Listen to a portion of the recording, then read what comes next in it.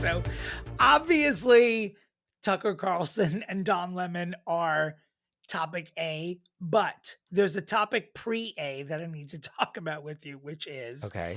Sunday night, you fucking start texting me at 9:22 and you don't I didn't stop. even think about Why it. don't are you I serious? swear to you. I swear to you. I did not even When think you about texted me, I'm like, this fucking bitch.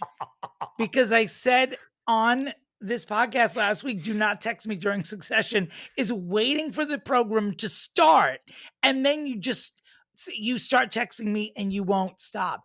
I was waiting for you to send me like a question mark when someone doesn't respond. I'm like, this isn't going to stop. I send texts and I receive texts when I'm ready to receive them. Like, I'm sending a text. It doesn't mean you have to respond to it right away. Like, I was texting you back today. I was like, oh, it's been 4 days since you texted me this. Like, I'm so sorry. I'm responding to you now. I was like not realizing that you texted me and I did not answer. So I did not remember that you were watching Succession. That completely slipped my mind. I wish I could say that I did that on purpose. It is so. I'm silent because I'm looking at the text now. I was like, no, it went off at 9:22, and for some reason, please, no one. Don't tweet. Well, just mute it. Put it on. But I don't do that. I don't mute. I don't. When I text someone and it says, "Oh, this bitch has her texts on silent," I'm like, this is performative. It's unrealistic. I would never put myself on silent. And I want everyone to adjust to you, to my habits. Yeah, okay, great. Right. Dear I God. want Siri. The amount of people that are going to be texting you at 9 p.m. on Sunday, next Sunday, is you are going to rue the day that you brought this up, because all of your friends that want to troll you are doing exactly this now, and I am now one of them. In the interminable Apple contract that you have to check off online, I'm going to somehow find a way to insert, please do not call Dominick Pupa between 9 and 10 Eastern when Succession is running. Well, what's going to happen when the show ends? Then you go back to normal life? Like 5 minutes from now. I don't know. I have to reclaim my life. Okay, P.S. All of Dominick's friends that want to troll him with me, message me on Instagram, and we'll all do it together next Sunday.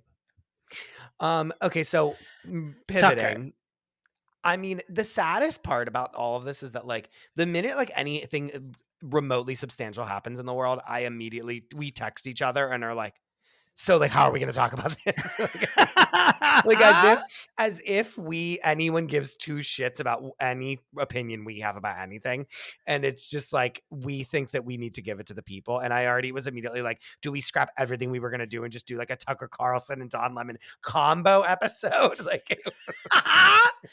Well, I will tell you that my ex-mother-in-law once told me that if you have a gift and you don't share this gift with people, that's the only thing that pisses God off. And if you have the gift of minding other people's business. Which I think we do. We do. The Lord wants us to share that with the people. So when I hear that Tucker Carlson and Don Lemon lost their job on the same day, I think to myself, I need to get on a microphone with Chris because the Lord wants us to tell everyone what we think about it. What do you think? I don't know if I have an opinion about it yet. I have one opinion about it, which I've stated online prior to coming here, and that is if these two bitches don't jointly announce that they are starring in a remake of Whatever Happened to Baby Jane, God does not exist. Or The Notebook, maybe Brokeback Mountain. I will name. Why Whatever Happened to Baby Jane? There needs to be a love scene. Oh. I want to see the two of them fucking just to piss off everyone that follows my God. Tucker Carlson. I think it would be great. Do you think they're just trimming the fat? What do you think's happening?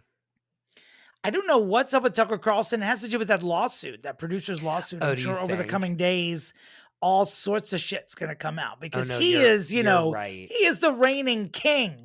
Him leaving that particular network at this particular time, someone knows something that is absolutely catastrophic. I wonder number one network, number one show. Come on. But do you think that he's distancing himself from it so he doesn't go down with the ship? I don't know. Because now that I'm You know, forgetting, I'm like forgetting about the lawsuit. Now it's well, making more sense to me. the moment either one of us predicts something fantastic about this, it's just he's just Gonna going to be be wrong. Donald Trump's Yeah, vice yeah, president. yeah. Yeah, he'll just be the Yes. next vice president of the United States 100%. or Yeah. run. Yeah. I mean, Twitter exploded today. Tucker 2024. Yeah. I mean, can you imagine? Oh my God, I'm laughing the way that I laughed when I found out Donald Trump was running for president the first time. I just cursed us. And look at you now. Yeah. Tucker Carlson's going to. I be the wonder next if they would. president of the Many United people at work States. were like, would they do a show together that's like the two sides? You know what I mean? Like I was like, it kind of wouldn't be horrible if they were like, it's smart No, of both of them if they're both getting fired to then like do it together. I don't know.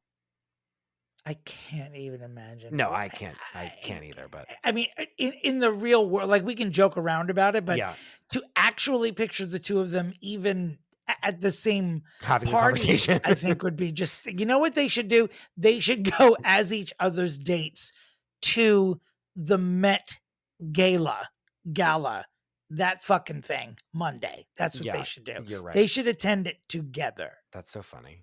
Wait, that's actually really funny. Oh, thank you, Chris. Thank you for realizing. No, I'm just thinking. that I in was like picturing stages. them on the thing, but like it. But yeah, that would actually be very funny. Can I talk about my show? I've announced my show, my Pride show, my You live may. show, my cabaret show, my show, You may. my favorite things. I'm doing a show for Pride. I'm doing it at the Cutting Room, which if you haven't been recently, it's just so sexy, this venue now. You get a boner when you walk in there. Just from walking in there now. We It's saw gorgeous. We saw your Christmas show there, and I thought it was great. And it was like the venue was actually a perfect venue for your exact show. And I think it was so much fun. And like there's a stage, and it's almost like a theater, which is very fun. But it's still like you're in a restaurant, and it's like in the best way. It's a restaurant. It's a theater. It's a lounge. It's like you're sitting in there, and you're like, you know what I want to see behind those red velvet curtains with those perfectly placed pin spots? I want to see a boozy, fat old broad. And you know what? That's what I fucking am. That's what I am. And like you get a drink at the bar afterwards. Like it's everything you really need. I take out my tits. It's the meat and teat when you come to one of my shows. That's what it is. Both meat and teats. Both. We were laughing hysterically at your Christmas show, so I can't even. I'm bracing for impact from now for what I'm about to endure. You are like, you're my exact audience, Yeah. and I appreciate your riceview. But if you think that we are funny together, you will probably like this show. This Pride show is basically my very dicey, very harrowing, very egregious coming out story from the ages of 0 to whatever this is now. And the name of the show is called Surprising No One, an unnecessarily dramatic coming out story from somebody everyone already knew was gay. If you have seen my shows before, I've touched on perhaps having an ex-wife. I have not touched on having a second ex-wife. There is that. What? I know. You know what? I am letting all of the teats hang out in this one. Quite literally. It is in more ways than one. I hope you will come. I will tell you what, I was not going to do a Pride show this year, but now that like every third law in the land that's pending approval has to do with like silencing queer people, I thought to myself, this is also something the Lord is telling me to do. Because, you know, the word gay used to mean happy at one point, and now it's just so associated with negativity again. And I want to celebrate Pride. I want to celebrate the awkward and hilarious journey many people take to get there. And I want to talk about why supporting obviously queer children is the most important thing you can do as a fucking human being. And I just want to laugh and drink and throw up with all of you. So let's do this at the Cutting Room, June 16th and June 22nd, both at 7 p.m. My website is domentary.com. We'll remind you again at the end of the show. Sorry for the commercial, but please come. Please celebrate Pride. I love New York. I love Pride. I love being gay. And I love the amount of cleavage I'm going to be showing on stage and the blouse that I've selected for these performances. That's really what it is about. It is about décolletage. The last thing that you wore to your Christmas show was like a Met Gala worthy. So there, I can only imagine what will be worn this time. I really, you know what? That I know the garment you're thinking of. Oh, what have I done? Ruh-roh. To quote Felicity Huffman when she found out that the federal government was coming after her for the college admissions scandal, ruh-roh. Where has she been? I don't know. Where is she? Where's Shelley? Where's Felicity? Where's Shelley? Where's Shelley? Like, where's Felicity? Wait, speaking of creating a monster, can we just can we speak? Don't you dare go about Vanessa Lachey.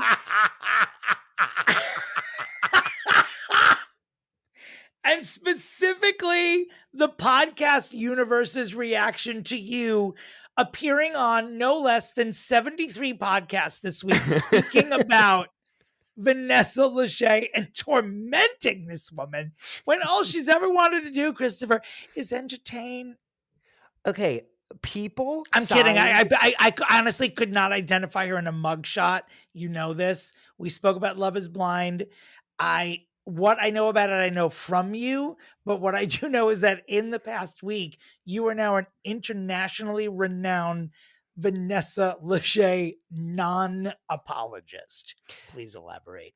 Not because of me, but people literally wrote a petition and have like hundreds of thousands of signatures of people saying that they don't want her to be the host of The Love is Blind anymore. Like, people are petitioning Netflix to get her off. So I just need to, and to the point where But do you think that she should be kicked off? Yes, 100%. Please, why? She's not capable of doing the job. She's too much of a celebrity and she is not a journalist. Not that you need to be a journalist to be host of live reunion of a dating show on Netflix, but like, I need someone who is an interviewer. She's an interviewee. And there's two different kinds of people in this world. And you know that I'm right. I need an interviewer, not an interviewee. Let me ask you this very important question. Why is everyone petitioning to have her removed, but not Nick Lachey? Nick is it doesn't even matter because he'll just go with her because he said absolutely nothing at the reunion. She was doing like, if you saw it for 2 seconds, it would be your background of your phone would be Vanessa Lachey doing like the Joker face that she was doing like this. She was going like this. She looked like that. You know when the Grinch like gets happy and he has like that heart at the top of his head in the original one? Do you know what I'm talking about? That's what her face. That's what her face looked like at one point when she answered a question and she said like, "But do you know what you want to do?" Like that. That's what she was doing. She was doing. I can't go about it again. I've beat this woman to death on the airwaves already. But who should host? Who do you? Who would be an ideal host for this? Anyone else? They had like what about as a joke if they had James Franco and Anne Hathaway? Oh my God, no! Season. Come on, like there's enough. You love a callback. There's enough. There's enough Netflix talent that like for the Selling Sunset reunion that they had I want to say a year ago, they had like Tan France, one of the Queer Eye guys, do it, and it was like, oh, this like makes sense. Like there's people to do it. All right, I just don't. We were gonna have an unprecedented double episode this week. I don't think we should, but we will eventually, and it's going to be fun. But I basically texted you in a rage being like, we should do Vanessa Lachey. We have to do Vanessa Lachey. Meanwhile, no one even cares anymore because everyone's talking about Tucker Carlson and Tom Lemon now, so no one cares about Vanessa Lachey. That's anymore. Who should host Love is Blind, Tucker Carlson and Tom Lemon. Yes! Dear God. They'd both be like going off on tangents and everyone would be like, hello? That would actually make me watch the show. I don't want to mislead the people into thinking I'm a fan of Tucker Carlson. I mean, absolutely not. I don't think but anyone thinks that you are. I would watch him have sex with John Lemon just out of curiosity. I mean, for God's sakes. But first of all, Tucker Carlson is also queer. Anyone who wears a bow tie is. That's a rule. Even if someone's not gay or queer normally in life, on the day they wear a bow tie, they are also a bottom. That's what a bow tie does to a human being. Dear God. Even when Diane Keaton wears a bow tie. she's a bottom. She's absolutely a bottom. Stop. Don't bring her into this. I don't know what I was going to say next. I think nothing. Speaking of Diane Keaton, I don't know where you're going. I'm intrigued. A lot of people have been reaching out to me. And they have been saying, like, I just found this podcast. I'm really loving it. Like, I love the format, and giving us like such positive words and like really telling us that you guys really like it. And it really does mean a lot. And we are having the most fun doing the show, all jokes aside. Like, we're having the best time. And to hear people that I don't know that are messaging me out of the ether to say like, oh my God, I just started listening to your podcast and I love it, is like truly so amazing. And we are having the best time. And for those of you who were waiting with bated breath, what Chris said had nothing to do with Diane Keaton, by the way. It just had to do with you. So if you are Diane Keaton, it is a personal thank you. If you are not, we also thank you for listening. And we are really having a good time doing it. Yeah. So please keep listening. We're really happy that so many people are downloading the podcast, and we can't wait to just keep doing it and keep doing it. We can't wait to fix all of you. Everyone in the whole planet. Eventually, we're going to fix the middle class too, right, Chris? We're here to serve. Everyone. Everyone has their 15 minutes of fame, you know? All right, I think it's time to get to our guest. Before we get there, let's just explain who she is. This woman came out of the ether, out of nowhere, truly out of nowhere, onto Instagram and became an overnight celebrity. She started doing her Instagram because her husband was sick with cancer, and it was her one way to kind of like have a funny outlet to just like be funny and kind of like escape for 5 minutes and talk to people on the internet. And it blew up, and she became like an overnight celebrity. One funny Lisa Marie. And many of you are thinking to yourself, I don't think I know this woman. You do. Yeah, you do. Definitely know her. And you've loved and watched her videos during COVID. You know her. You love her.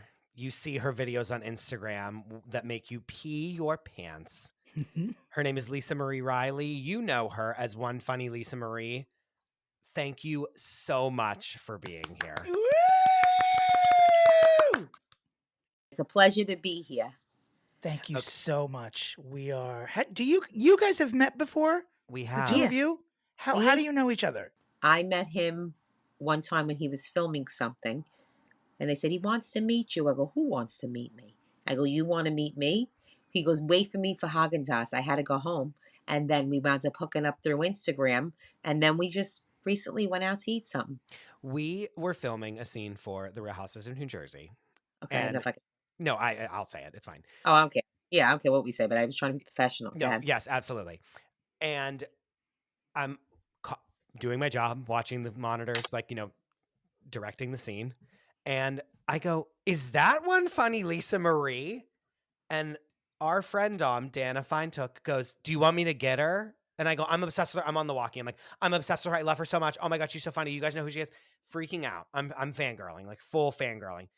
And Dana goes up and goes, hi, our producer wants to meet you. And she goes, what?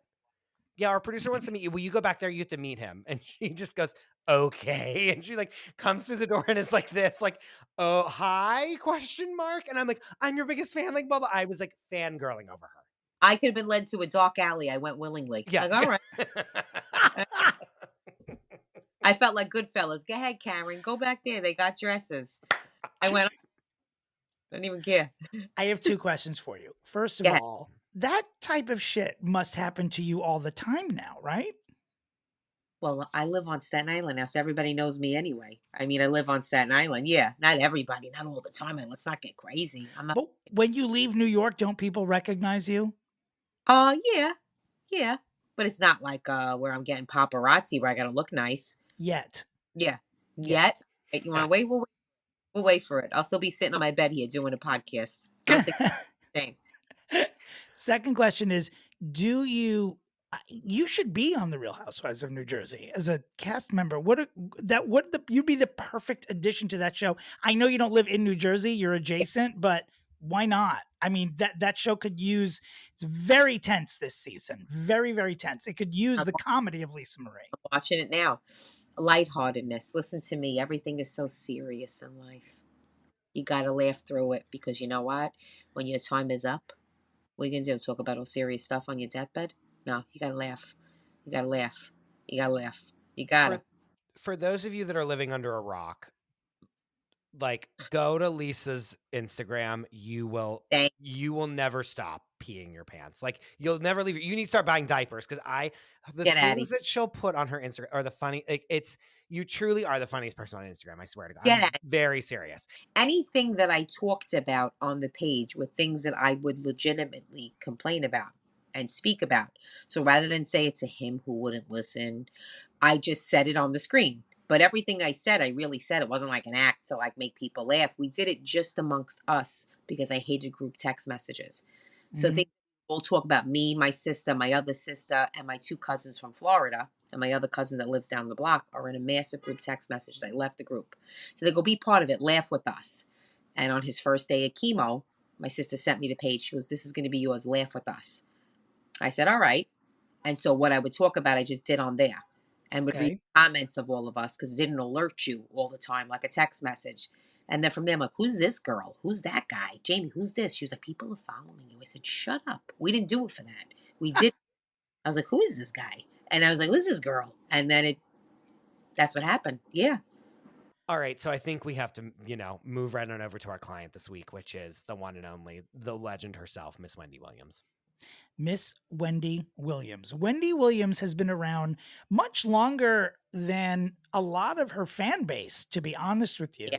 That's correct. I'm an old fuck, and Wendy's been in my life since, I guess my late teen years or early 20s when she was a DJ here in New York. And Yep.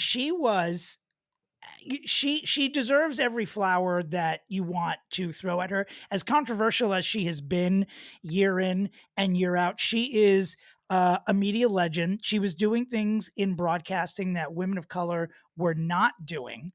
And rather than play it safe, she was seemingly deliberately controversial, and it was a formula that worked for her. She pissed off a lot of people. It was what she was known for. She has the list of people that she feuded with over the years.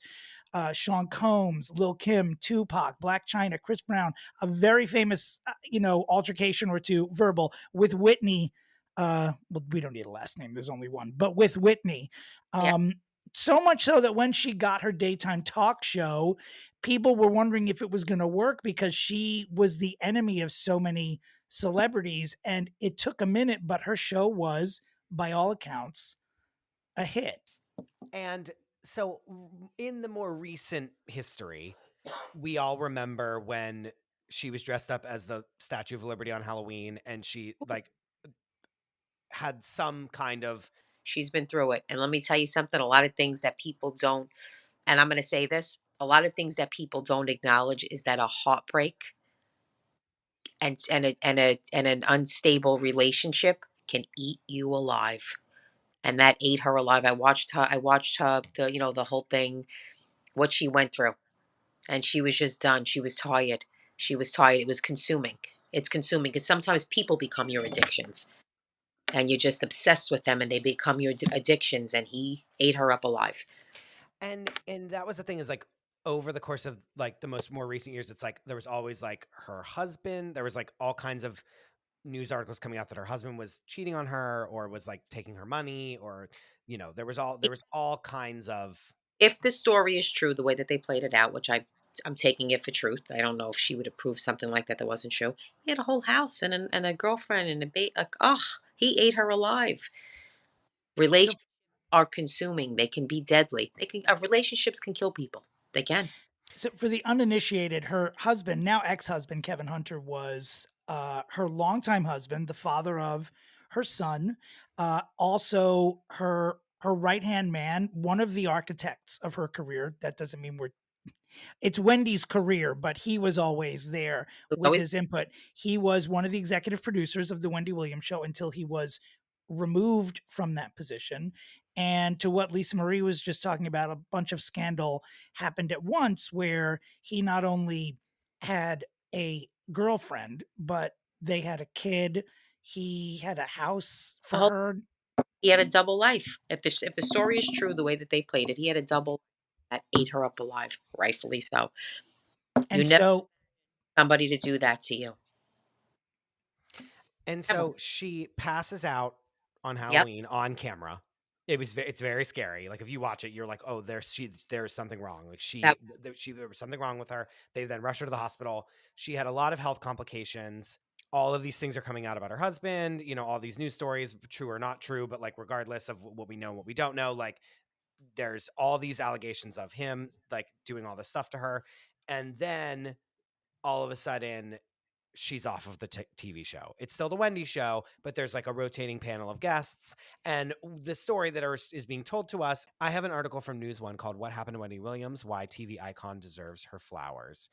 It's written by Shannon Dawson, and it kind of recaps a lot of the things that are recently happening. And she says that people were saying that she possibly had Graves' disease or maybe lymphedema.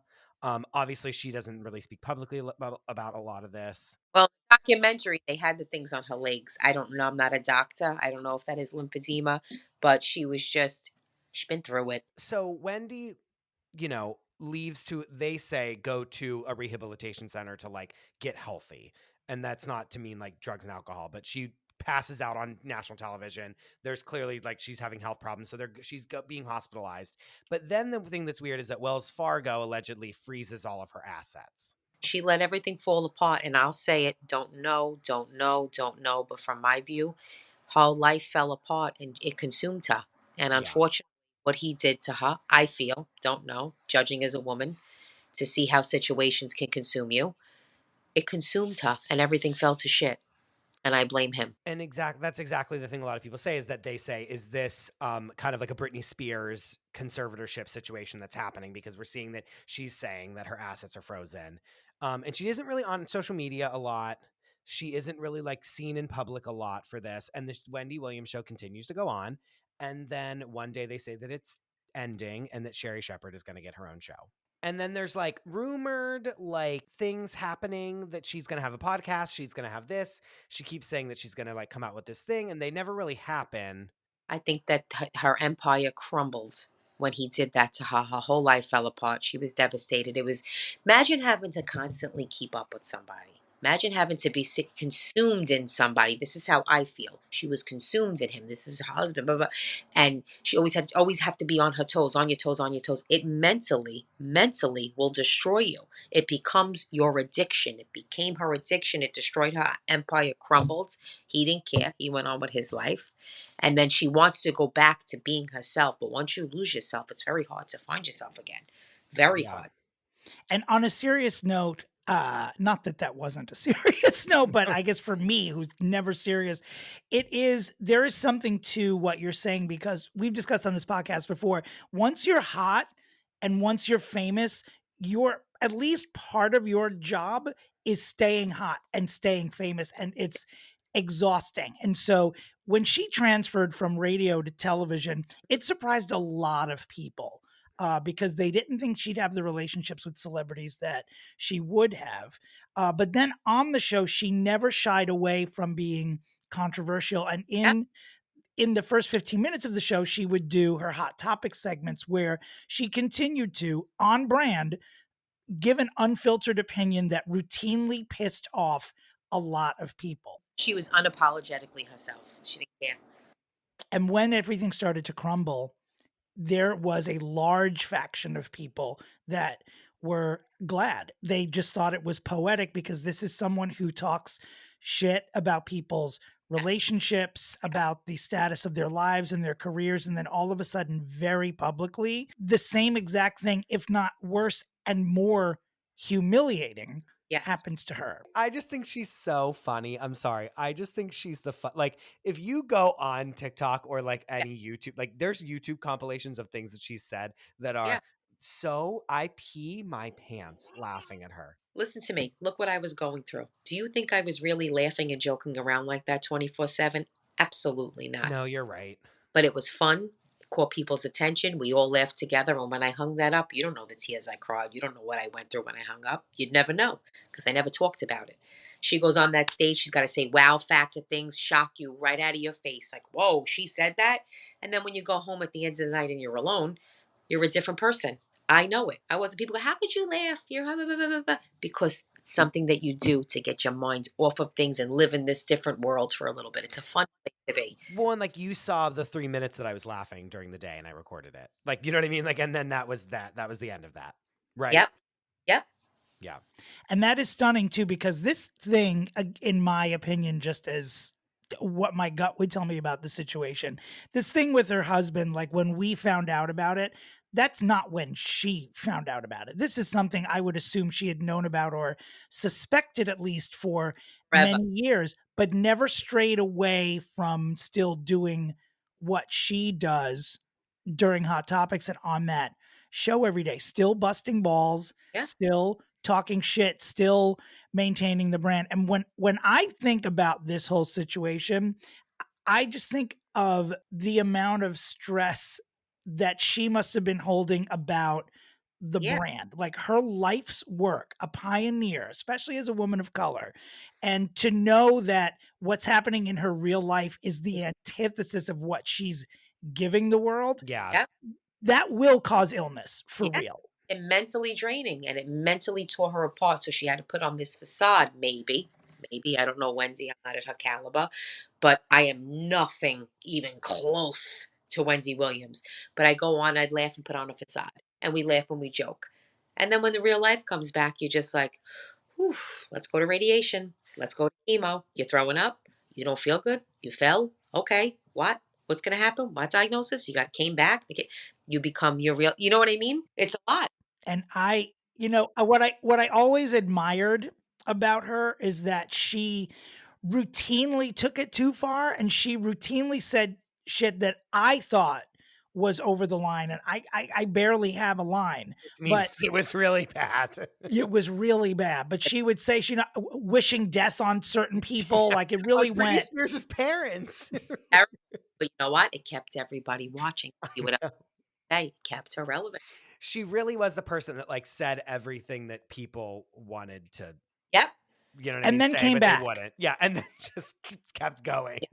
Yep. She didn't care. And then, and it's just like, maybe, oops, I went too far, but we have to keep moving forward with this. We're not going to change the brand. Sometimes you fuck up and you just keep going. And that's she what was great at she was great at just being like, what? Like being confused about the fact that she was being a monster. And then we're just like, all right, anyway, moving on. And it was so yeah. It made her relevant. I'm not a comedian. I am a court stenographer. I work in Kings County Criminal Court. That's my job. They said to me one day, we were at a low point. They go, you want to do a show? I go, what? They go, do a show. I go, I'm not going to do a show. I said, I'm not a comedian. I don't know what I'm doing. They go, they're going to pay you. I said, put me on stage. And I did it. I sold out the first show. I did it. No idea. I don't have a set. I don't have a script. I don't have nothing. I go up and I just start talking. If you laugh, you laugh. If you don't, you don't. A lot of people laugh. A lot of people find it funny. You become the job. Yeah. I become the job. You got to do it. But it's hard. It's hard to do it. I don't know how she does it in a talk show. I mean, I'm nowhere near her. But to stand on a stage for an hour and make people laugh when I have no idea what I'm doing, it's hard. So I don't know how she did it in a professional setting, like when people are watching her. You know what I mean? It's hard, but she did it. I think we should also mention that she continues to not give a shit, because I know she has the internet. I know that the people around her have the internet. She's someone who has suffered some physical illnesses as well. I don't know that the Graves' disease is even a rumor. I believe that that's confirmed, that she at least suffers from that, but she doesn't look like the old Wendy. She definitely looks different, and without being insulting, she looks like someone who's been through an illness or two in the past couple of years. She does not adjust how she dresses. She does not adjust her cosmetics and her wigs, and every time she appears in public, she knows that people are giving a shit about this, and she does not. I don't know how much of that is a reflection of the people around her not giving a shit, but I like to think even still that is Wendy in there, and that she genuinely Doesn't care. does not give a shit. I do not wear Daisy Dukes to any restaurant just out of respect for the patrons and their appetites. People don't care. My first year of my videos, I had one eyebrow. One eyebrow. The fattest I've ever been in my whole entire life. And I didn't give a shit. And I still went every day. I didn't filter. I didn't put on a color. I still don't. I don't care. I don't care. And I went on every single day with one eyebrow, fatter than life, fatter than not a top to wear, not a nice top to wear, nothing. Yeah. And I didn't give a shit. See, but that's why people love you, because it's like, Yeah, you know what what I is mean? that? It really is like, you're not like putting on airs for anything. You're like, No. here's my bed. Here's this. See what that girl said about you? I said, yeah, you weren't thinking it too. What you gonna tell me? I look skinny? What you gonna tell me? I'm this little skinny thing? I said, I know I'm not. And she told me. Yeah. I love when people think they're informing you that you're fat. You don't think I've known? What do you think? Bell Pepsi? Do you think that was the secret? Like nobody knew? Come on, stop it. I love when people do that. And I love when they talk about me in the third party. So this, it's me. Who you think's looking at my page? Who you think I'm not reading comments? Who am I? I don't have a lot of things going on. What am I, Kim Kardashian? She's so this. Oh, I don't find her pretty. Who the fuck is you? I don't.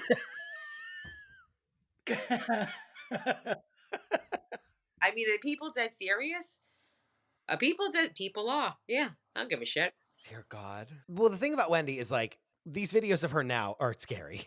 Like she's like there was a video I saw where she was like in a Dwayne Reed, like with a grocery cart, just going around and being like shopping for like toiletries, like, you know, the everyday, like, oh, I need to go get like some paper towels at Dwayne Reed. And the guy that was videoing her was like, are you going to be back on TV? And she's like, I'm planning a whole thing. Like, don't worry. And basically saying like, I'm going to like come back to. Yeah, she misses it. That was her life. She eats, slept, and breathed being Wendy Yeah. Williams. Like her or not like her, she had a life. I think the thing is like, there's no answer to why she's not on the show anymore. Like, do you know what I mean? It's like no one came out and said like why it's Doesn't want to over. give a shit. She doesn't give a shit to tell anybody. Why she got to tell I nobody? know, but I think she does. That's the thing. I think You this think- is like deeper than just her being like, I'm I- done. Yeah, Well- no, a lot of people, and I'll say this, and I am nothing compared to Wendy Williams, but I can relate to her. My husband passed. They wrote a thing and never spoke about it again. I don't want to. It's my personal life. I'll grieve in silence. I'll talk about what I want to talk about. I'll cry when I want to cry. I'll laugh when I want to cry. Nobody's business. She doesn't want anybody to know. She doesn't give a shit. I don't give a shit. She Yeah. doesn't. But people say, well, these are your people. You have to. Why do you have to? Why does the world got to know that so and so just had a baby? Why does the world got to know that Kim Kardashian used a surrogate? You feel like these people are indebted to tell you their whole lives. They're not. Correct. They're not. But you feel because they're out there and there's a lot of pictures of them. You got to tell you everything. Who says who? Who gives a fuck? I'm gonna tell you. As long as you can put it in the right place, just like what you said, it's like, you know, once you make yourself a teeny tiny bit public, that people are going to say, you've given me that little morsel.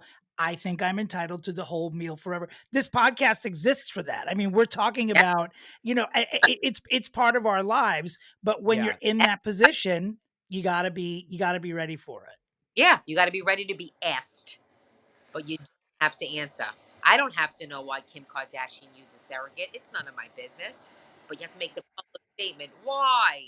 Because you think these people feel they own you to tell them everything. We really don't. We want to know because we're all nosy and we're all curious. I mean, I'm pretty sure, I'm not 100%, but I'm pretty sure that she was let go from that show. She was let go by the production company because she was missing too much work, because she wasn't well, because like Lisa Marie said, after all this stuff started happening with Kevin, her physical illnesses got worse. Her addiction sort of reared itself again, and then everything started to fall apart, and she wasn't able to deliver. And I think it took them a long time to decide to do it. It was almost, I feel like it was at least a half a season where they were doing those rotating hosts. Oh, it was like a full season, I feel Was like. it? Yeah. It's time for our pitches. It's time for our Okay. pitches. Christopher, as always, you will go first. Okay, here I go. Lisa, Marie, as you know, we are both going to pitch what we think Wendy Williams needs to do to get out of the bad press, the bad situation that she's in, and to be, reborn into good graces and good fame. Okay. Once we do our pitches, you are going to pick which one you think is the best, and then that's the pitch that we're going to send to Wendy Williams. Okay. Okay, my pitch. There's a bunch of mystery shrouded around why she left television. There's a lot of mystery around like what happened. Like, is she okay? Did she have to go to like a rehabilitation center for like substances, or was it an illness? Was it this? Was it that? And like, where is she? Like, why does she not at least at the bare minimum have a podcast where she just like does hot topics on a podcast? Like that, she could do that out of her house. So what's happening? So what I want Wendy to do is, and the other part of it is that there's a lot of people that are like, this is like free Britney 2.0. A lot of people think that she's like being conserved. Yeah. A lot of people think that she, all allegedly, I'm not saying this, but like, there's a lot of people, there's definitely talk online that people are like, she is not in control of any of her own stuff. She's being like held against her will, etc. So what I want her to do, Wendy Williams, this is what you are going to do. You are going to get a cell phone if you don't already have one. You are going to get an Instagram account. It doesn't have to be your official account, which I'm sure you probably don't have the access to anymore, but like it will be on an account. And all you have to do is like go live once and like everyone will know it's you. And what you're going to do is like the 5 minutes that you're like out at the store by yourself and you like are away from whoever you're with, you're just going to go live on Instagram and just like do hot topics, like at the grocery store, walking down the aisle, picking up toilet paper. You're going to just like do whatever you would normally do, talk to people, just go live. Like I want this to be the easiest thing possible for you to do. The barrier to entry is like, do you know how to work Instagram? And that's it. Yeah. So that like, as long as she has a cell phone, cell service, and a working Instagram account, she can do this. It has to be streamlined. And she's just going to go live, and it's going to be, do you remember the game HQ? That was like the app there was this trivia game called HQ.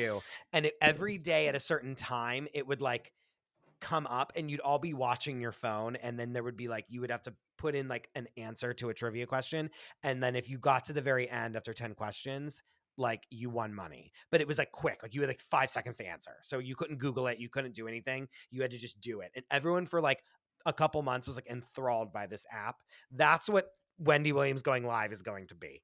It's going to be like, oh my God, Wendy Williams is going live. Like everyone huddle around the phone at work, like shutting down shoots to just like everyone watch Wendy Williams go live. Like that's what the energy that needs to happen. Like with this. I agree. And then if people want to pop into them, they can as guests. Like she's basically just going to do the Wendy Williams show, but on an Instagram live, but in a Dwayne Reed. Like that's what I want. And I just want there to be like craze around her going live. And from that craze, what she can then like get a podcast with the podcast network, or like somehow get back on TV, or somehow we see this craze of like people still want to see her on TV, even if she's like absolutely delusional and out of her mind and has no idea who she is. Like we still want to see this, and somehow this gets her back onto our television. That is my pitch. That's a great idea. That's a great idea. It'll put her back where she was. Yeah. It'll start her up again. Will people see that she's lucid enough to do this still? Yes. They're always great. His ideas are always, he thinks like a television producer. I think like a fucking imbecile. Those are my qualifications. You just won. Don't even stop. Stop. Okay. I did win the last one. This is what I think. I'll tell you what, there was a moment when we knew you were coming on, we were going to talk about Wendy, that I thought my pitch would be do nothing. Like you've already crawled so dozens of other people behind you could run. Like how much more are you supposed to do? Do you really owe us anything? I thought the same thing about Elizabeth Taylor when she was, and yes, listeners, I just compared Wendy Williams to Elizabeth Taylor. Save your hate mail. I was like, how much more do you want her to do? Like, oh, she's always so sick and this can, but it's like, just let her be. That's how I feel about Richard Simmons right now. It's like, he's done his thing. Let him go. However, I still think Wendy's got a little bit left. She wants to do it. She wants to do it. I know she does. Definitely does. And so what I want her to do is I want her I'm sorry. I don't know what the title of the show is going to be, but I want her to host The Bachelorette. That's what I want her to do, but a version. Dominick. I want her to host The Bachelorette, but in the twist, she exclusively decides who stays and who goes. It's never up to the actual. It's never up to the woman who's the actual Bachelorette. She decides who stays and who goes. She just sort of shadows the Bachelorette and gets a read on the dudes, and then no matter who she wants to say, Wendy decides who goes. And that's it. So Wendy's just controlling this person's life, basically. I think she's been through enough that she'd be a real fucking expert at this. She'd be great at it. She would be great at this. And I would say the Wendy hosting The Bachelorette, everybody would leave single. I don't think she's going to pick any good pairs for anybody, and everybody's single. I think that was the most abrupt backhanded win that Chris has ever gotten on this podcast. Yes. Yeah. It is. Well, the thing is that she is right. Like, and we all three have to, we do all agree with that, because no one would ever be good enough for anyone. And Wendy would destroy everyone in the process.